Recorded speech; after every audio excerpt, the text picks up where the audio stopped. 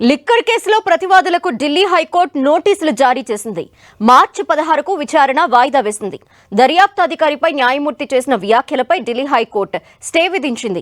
CBI తరపున హాజరున solicitor general Tushar Mehta వాదనలు వినిపించారు. అయితే ప్రతివాదులుగా ఉన్న కేజ్రీవాల్, కవిత సహా 23 మంది నిందితుల తరపున వారి న్యాయవాదులు హాజరు కాలేదు. దీంతో ప్రతివాదులందరికీ నోటీసులు జారీ చేస్తూ విచారణ వాయిదా వేసింది Delhi high court. Rao's avenue court ఇచ్చిన తీర్పుని సిబిఐ ఢిల్లీ హైకోర్టులో సవాల్ చేసింది. అరవింద్ కేజ్రీవాల్, మనీష్ సిసోడియా, కవిత సహా 23 మంది నిందితుల్ని రావ్స్ అవెన్యూ కోర్టు నిర్దోషులుగా విడుదల చేయడాన్ని సవాల్ చేస్తూ సిబిఐ ఢిల్లీ హైకోర్టుని ఆశ్రయించింది. దర్యాప్తులో లోపాలని, ఆధారాలని పరిగణలోకి తీసుకోలేదని ఆరోపిస్తూ ట్రయల్ కోర్టు తీర్పుని నిలిపివేయాలని సిబిఐ పిటిషన్లో కోరింది. మొత్తం 974 పేజీలతో రివిజన్ పిటిషన్ ని దాఖలు చేసింది సిబిఐ. ట్రయల్ కోర్టు తీర్పు అత్యంత విస్తుగొలిపేలా ఉందని, అది చట్టపరమైన తప్పిదాలతో కూడుకున్నదని పిటిషన్లో సిబిఐ పేర్కొంది. 2021-2022 ఢిల్లీ మద్యం విధానంలో అక్రమాలు జరిగాయంటూ సిబిఐ కేసు నమోదు చేసింది. ఈ కేసులో 23 మందిని నిందితులుగా చేర్చారు. అయితే ఈ కేసుకి సంబంధించి రావ్స్ అవెన్యూ సిబిఐ ప్రత్యేక కోర్టు కీలక తీర్పునిచ్చింది. అందరూ నిర్దోషులేనని తీర్పునిచ్చింది. దర్యాప్తు సంస్థ ఏ దశలోనూ తన విధిని సరిగా నిర్వర్తించలేదని, దర్యాప్తు అధికారిపై శాఖాపరమైన చర్యలు తీసుకోవాలని తన తీర్పులో పేర్కొంది. ఈ తీర్పులో సిబిఐ తీవ్ర అభ్యంతరాలు వ్యక్తం చేసింది. తీర్పునిచ్చే సమయంలో అసలు కుట్ర కోణాన్ని ట్రయల్ కోర్టు విస్మరించిందని పేర్కొంది. ఇదే విషయంపై మరిన్ని డీటెయిల్స్ మా ప్రతినిధి గోపి అందిస్తారు. గోపి,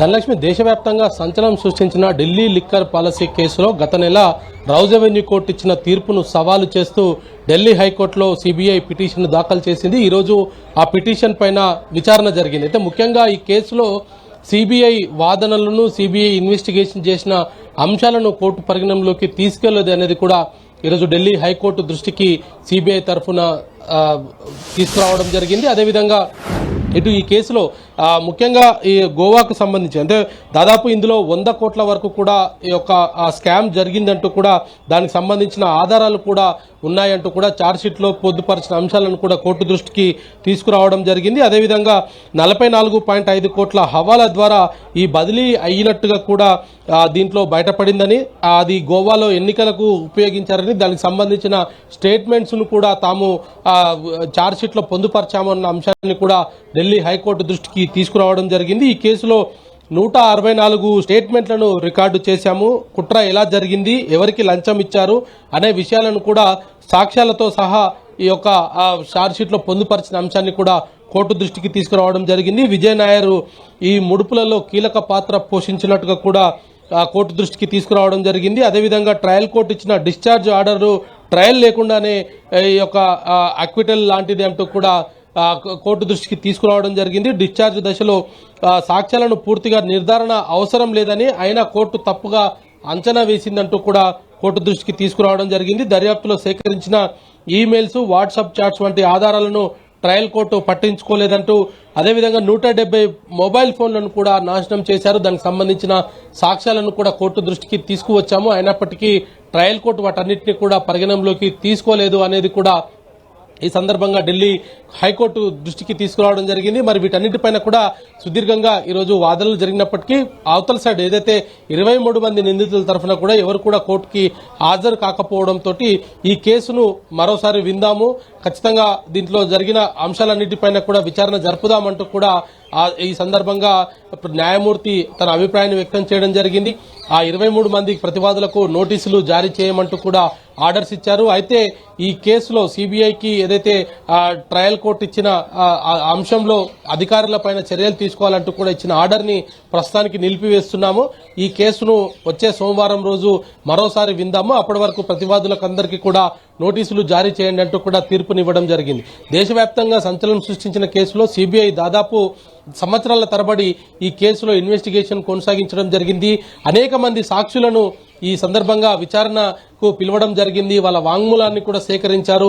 వాటన్నిటిని కూడా కోర్టు దృష్టికి తీసుకువచ్చినప్పటికీ ట్రయల్ కోర్టు వాటిని కూడా పరిగణనలోకి తీసుకోలేదు అనేది కూడా సిబిఐ తరఫున న్యాయవాది associate general Tushar Mehta court దృష్టికి తీసుకురావడం జరిగింది.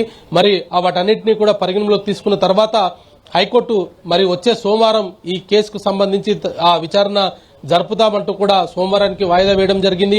మరి 23 మంది ప్రతివాదులు ఇప్పటికే రౌజ్ అవెన్యూ కోర్టు తమకు క్లీన్ చిట్ ఇచ్చినట్టుగా కూడా ప్రకటించుకున్నారు. ఈ కేసులో తాము ఎటువంటి తప్పు చేయలేదంటూ కూడా చెప్పుకోవడం జరిగింది. ఆ తీర్పు సందర్భంగా రౌజ్ అవెన్యూ కోర్టులోనే ఢిల్లీ మాజీ ముఖ్యమంత్రి అరవింద్ కేజ్రీవాల్ భావోద్వేగంతో కంటతడి కూడా పెట్టుకోవడం జరిగింది. మనీష్ సిసోడియాను చూశాం ఆ రోజు. న్యాయం గెలిచిందంటూ కూడా మాట్లాడిన పరిస్థితి ఉంది. మరి ఢిల్లీ హైకోర్టు ఎటువంటి దీంట్లో ఏ అంశాలను పరిగణనలోకి తీసుకుంటుంది? ఎందుకంటే దీంట్లో దాదాపు అనేక అంశాలను కూడా ఈ రోజు కోర్టు దృష్టికి తీసుకురావడం జరిగింది. మరి వీటన్నిటిపైన కూడా వచ్చే సోమవారం కోర్టు ఏ విధంగా వినబోతుంది అన్నది కూడా వేచి చూడాల్సి ఉంది. మరి ఢిల్లీ లిక్కర్ సంబంధించిన పాలసీలో దాదాపు 100 కోట్ల వరకు కూడా ఈ చేతులు మారాయంటూ కూడా ఇప్పటికే సిబిఐ తన ఆరోపణలు ఛార్జ్షీట్ లో రూపంలో కోర్టు దృష్టికి తీసుకొచ్చింది. మరి సోమవారం రోజు దీనికి సంబంధించిన వాదనలు మరోసారి కొనసాగనున్నాయి. ధనలక్ష్మి. Thank you Gopi.